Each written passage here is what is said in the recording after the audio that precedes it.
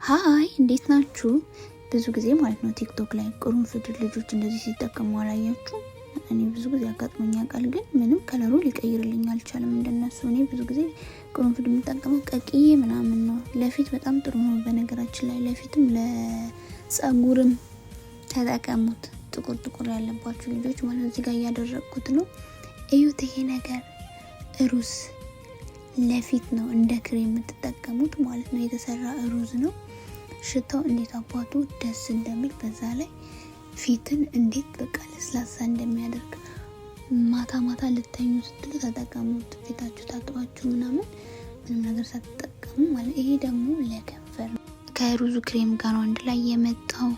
ከንፈር ረጅም ሰዓት ይቆያል እና ውዶች ራሳችሁ ጠብቁ። ባላችሁ ነገር ዘንጡ፣ ራሳችሁን ጠብቁ። ሰው የሚቀናባችሁ ሲያምርባችሁ ነው። ራሳችሁን ጠብቁ ባላችሁ ነገር።